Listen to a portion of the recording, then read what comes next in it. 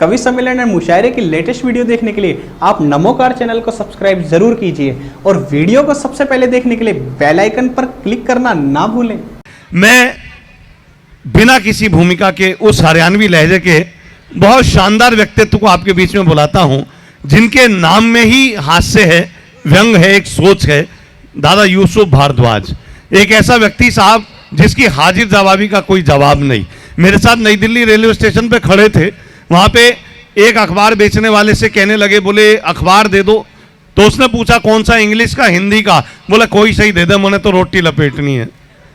तो ऐसा आदमी जो हरियाणा की जिंदा दिली को अपने भीतर जीता है, एक बार जोरदार तालियां मैं चाहता हूं, थोड़ा माहौल में एक अलग रस आए, एक अलग रंग आए। यूसुफ भारद्वाज जी। मैं हरियाणा से मंगवा गया हूं जी आपके बीच में, और मेरा नंबर बीच में इसलिए लगा दिया, इसमें पहले कह दिया था कि पता नहीं अगले साल आओगा कि नहीं आओगा, इसलिए बीच में लगा दिया कि पता नहीं आखिर तक भी रुकेगा कि नहीं रुकेगा। नहीं, बाबा बहुत बिजी रहते हैं, विदेश में रहते हैं, तो आज आपका भाग्य है कि आपको उपलब्ध हो गए। एक बार जोरदार तालियां बाबा के लिए। तो मैं आप लोगों को बता दूं जी, मैं हरियाणा का हूं, और हरियाणा का आदमी कभी भी बुढ़ा नहीं होता है। मैं सारे देश में घूमता हूं, मैंने ये देखा है कि दूसरे प्रांत के लोग जो जो बुढ़े होते हैं त्यों त्यों धार्मिक होते जाते हैं। हमारा हरियाणा का आदमी जो जो बुढ़ा होगा त्यों त्यों रंगीन होता जाएगा। उसका कारण है हम बुद्धि से जीते ही नहीं, हम दिल से जीते हैं जी। बहुत अच्छे। और दिल कभी बुढ़ा नहीं होता। एक और बात बता दूं आपने, हमारा हरियाणा में ताली बजा नहीं करते, ताली पीटिया करने से। तो एक बार जोरदार इस आंदोलन के लिए ताली। बहुत अच्छे। अच्छा, वैसे तो आपने देखा हुआ मोदी जी ने भी जितने बुढ़े हैं वो सारे खुड्डे लाइन लगा रखे। लेकिन ये मैं आपको बता दूं, बुढ़ा बहुत धैर्यवान और बहुत दूरदर्शी होता है। मैंने देखा है कॉलेज के लड़के ने सिगरेट जलाई और जलती हुई तिल्ली उसने यूं फेंक दी। सामने हमारा हरियाणा का एक ताऊ खड़ा था, जलती हुई तिल्ली ताऊ के कुर्ते पे गिर गई, कुर्ता जल गया। लेकिन बुढ़ा ने धैर्य का परिचय दिया, चुपचाप खड़ा रहा। लड़के को बड़ा अजीब लगा कि हरियाणा का बुढ़ा कुर्ता जल गया, बोल कुछ नहीं रहा है। वो उसके पास गया, बोला ताऊ राम राम। बोला भाई राम राम।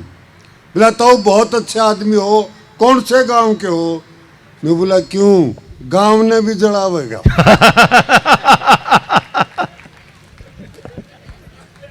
तो वो बड़ा धैर्यवान होता है और बड़ा दूरदर्शी भी होता है। तो बुढ़ों को यूं हल्के में मत लेना साहब। अच्छा, बुढ़ों की एक विशेषता होती है कि वो हमारे हरियाणा के, बताऊं आपने, किसी हरियाणा के आदमी को ज्ञान देने की कोशिश भी मत करना। हाँ, बच्चे तक को भी। और अब ठीक होगी? हाँ होगी ठीक जी। हाँ, फिर ताली पीटो एक बार। हमारे किसी बच्चे तक को भी ज्ञान देने की कोशिश मत करना। वो एक लड़का था, ये चले गए, एक बड़ा कवि थे जो बड़ी शिक्षा देते हैं, ज्ञान देते हैं। हमारा हरियाणा का 12 साल का बालक बीड़ी पीने लग गया, तो उस ज्ञानी कवि ने उसको बुलाया, अच्छा नहीं लगा। नहीं बोला बेटे तू 12 साल का और बीड़ी पीता है? तो हमारा हरियाणा का छोरा बोला मेरा दादा 105 साल का होके मरा था। बोला वो भी बीड़ी पीता था? बोला ना। बोला फिर? बोला अपने काम से काम रखता था। तो अपने काम से काम रखो, दूसरों को शिक्षा देने की कोशिश ही मत करो, और विशेष रूप से हमारे हरियाणा वाले को तो बिल्कुल मत देना। और यहाँ जितने भी सीनियर सिटीजन बैठे हैं उनसे एक और बात बता दूं, वो अपने बच्चों के जीवन में दखल बिल्कुल मत दे, कोई जरूरत नहीं है। आप अपना जीवन जियो, वो अपना जीवन जीवेंगे। हमारे हरियाणा के आदमी से एक ने पूछ लिया उसके 4 लड़के थे। यूं बोला, अरे तेरे लड़के क्या करते हैं? यूं बोला, जी डॉक्टर हैं। तो वो बोला, भाई इनकी हाव भाव से, बातचीत करने के तरीके से तो नहीं लगता ये डॉक्टर हैं। यूं बोला, जी लगता तो मेरे को भी नहीं है। फिर बोला, डॉक्टर कैसे हैं? बोला, ये कहीं जाते हैं कहीं आते हैं, मैं यूं पूछ लूं ना कि बेटा कहाँ गया था, तो वो यूं पूछेगा, बाबू तेरे के बीमारी से। भाई बहुत अच्छे यूसुफ जी। तो यह बीमारी मत पालो, आनंद से जीवन जियो, कोई टेंशन लेने की जरूरत नहीं। क्योंकि इतना प्रेशर है, इतना डिप्रेशन है। और प्रेशर डिप्रेशन किस चीज का है? कि खुश कैसे रहें। अजीब बात है, यानी आप खुश भी नहीं रह सकते अपने आप। आपको चाहिए हास्य कवि सम्मेलन करवा लो, ताकि थोड़ी देर हमने वो हंसा जाएंगे। भाई इतना जो डिप्रेशन और ये प्रेशर है, यूं टिंडा सा मुंह बना के बैठे रहोगे तो खुशी थोड़ी मिलेगी। हाँ, कम से कम चेहरा तो ठीक बनाओ, हंसता हुआ होना चाहिए चेहरा। देखो जी, चेहरे आज 2 ही है इस देश में। एक तो है फेसबुक का चेहरा, आपने देखा होगा, मेरा भी 80 साल का हो गया। फेसबुक पर देखोगे तो मैं 30-35 साल का दिखूंगा। वाह, बहुत अच्छे। और चाहे बुढ़िया हो 80 साल की, वह तो 25 साल की दिखेगी। फेसबुक का चेहरा है। और एक है आधार कार्ड का चेहरा, उसके नीचे यूं लिखना बाकी रह रहा है कि इस लाश को पहचानिए।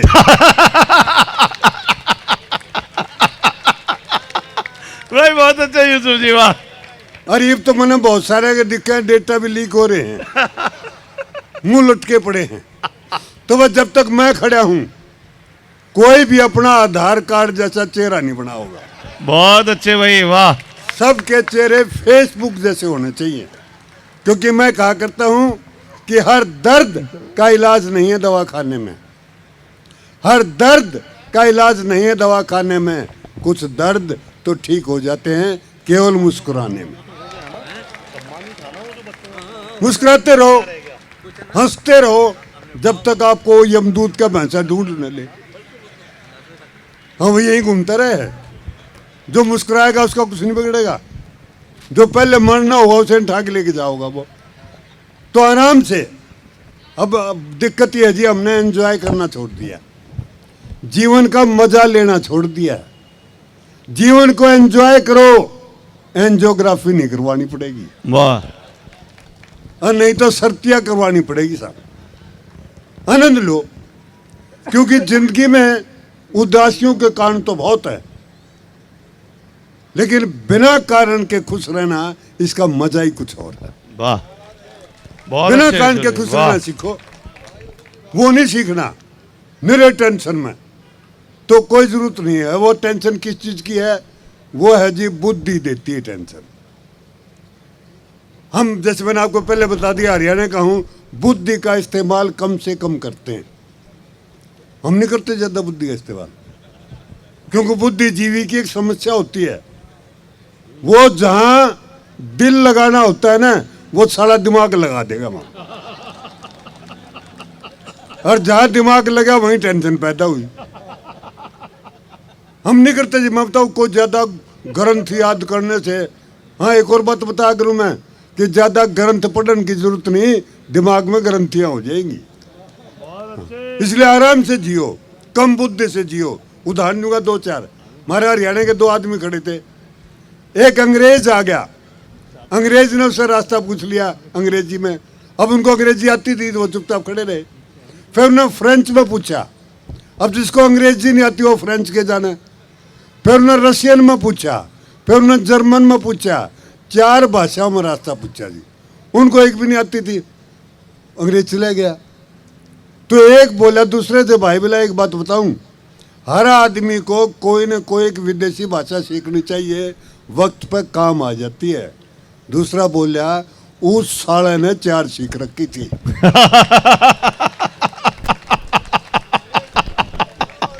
भाई बहुत अच्छे।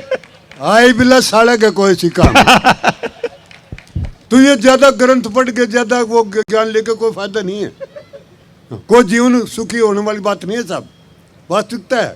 हम तो थोड़े ज्ञान में भी काम कर लें, थोड़े से ज्ञान में पूरा काम हो जाएगा। अभी मैं उदाहरण दूंगा आपको, आज समझ में आ जाए कि थोड़े ज्ञान में भी पूरा काम हो जाता है तो मुझे एक बात ताली बजा के बताना। हरियाणा के बताऊंगा।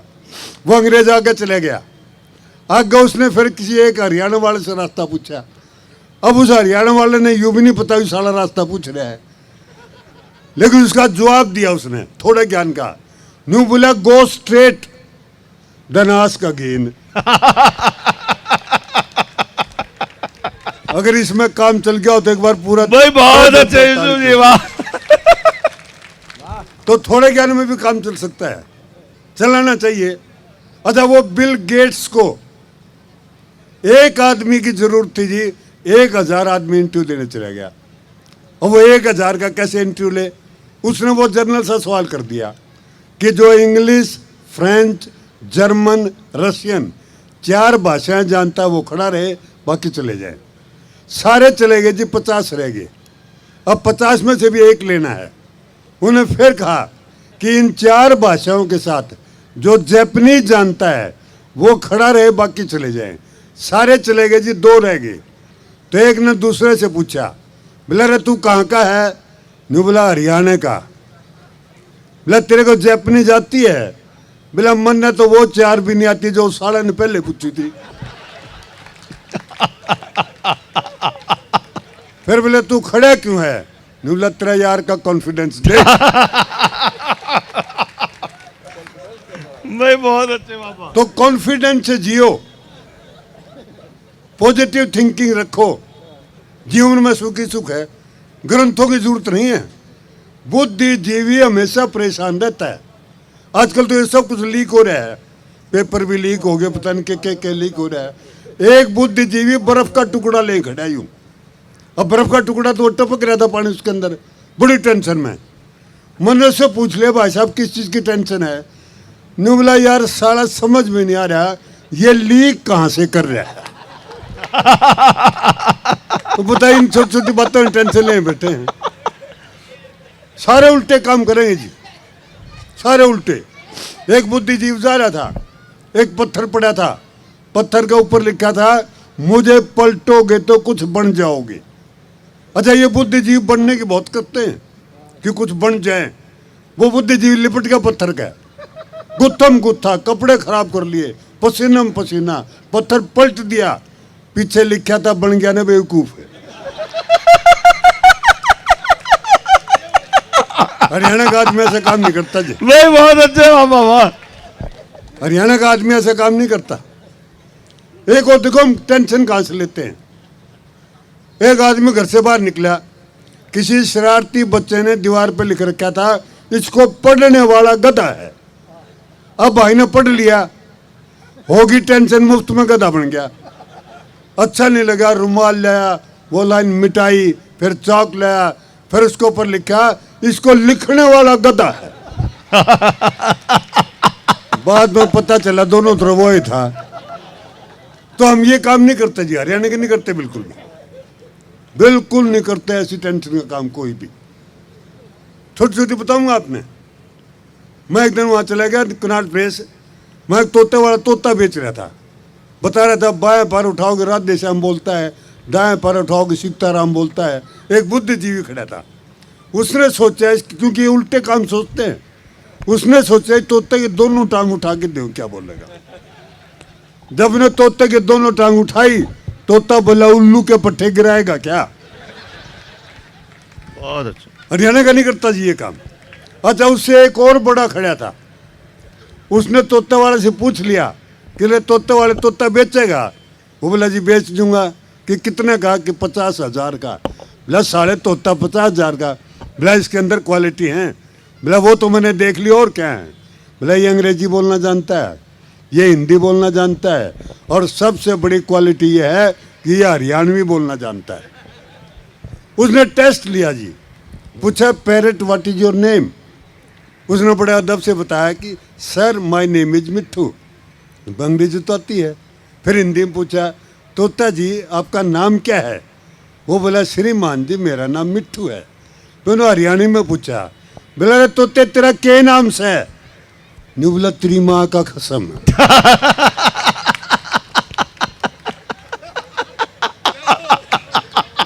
कि उल्लू के पट्टे हिंदी में बता लिया, अंग्रेजी में बता लिया, तेरे नाम नहीं समझ में आती है। तो ये ज्यादा बुद्धि का इस्तेमाल मत किया करो। मैं ये क्या करता हूं जी, दुखी आदमी को ठेस मत पहुंचाओ। बेटा मैंने पहले अंडे चाहे, ओ भाई उधर ले थोड़ी देर, 10 मिनट बस, 5 मिनट में सारे पिए पे आए बैठे हैं सारे। एक बार ताली पीटो जी। फिर मैं ये कहा करता हूं, सुनो जी, कि दुखी आदमी को ठेस मत पहुंचाओ। सरदार जी, दुखी आदमी को ठेस मत पहुंचाओ, उस साले को ठेके पर पहुंचाओ।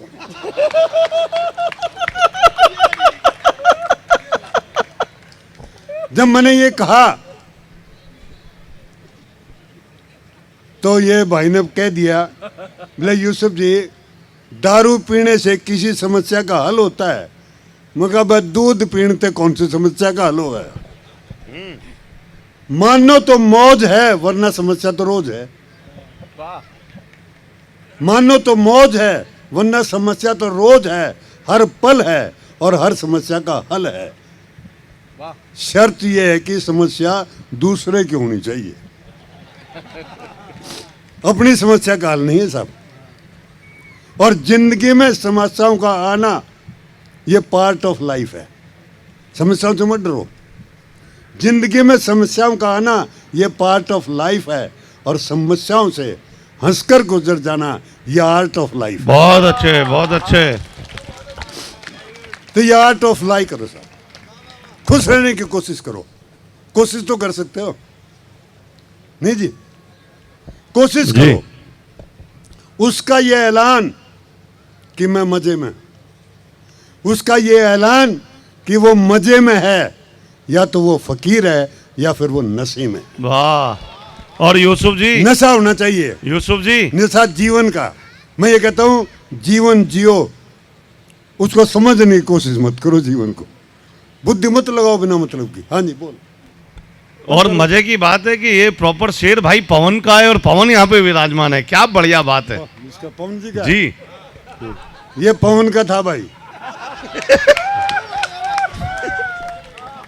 क्योंकि मन ने तो ना कोई कविता लिखी आज तक, ना कोई शेर लिखा है, ना यही कोई करा गीत है। लिखा है। यही करा है। इसमें अगर आनंद आ रहा हो तो एक बार पूरा भाई बहुत बढ़िया। आनंद लो बस, कोई जरूरत नहीं टेंशन की। अब जब मैं एक दो छोटी छोटी टेंशन बताता हूं आपको। हो गया टेंशन? ठीक। एक दो टेंशन, आप मंदिर में जाते हो, जूते बाहर निकालने पड़े हैं, अंदर जाके आदमी ऐसी जगह ढूंढता है जहां से भगवान के दर्शन भी होते रहे और जूतियां के दर्शन भी होते रहे। भाई भगवान इतना जरूरी नहीं जितने जूते जरूरी हो रहे हैं, क्योंकि जूते उठा लिए तो नए लेने पड़ेंगे। ये भगवान ने कौन ठावा है? बैठा बेचारा कदे पूजा कर ली उसकी।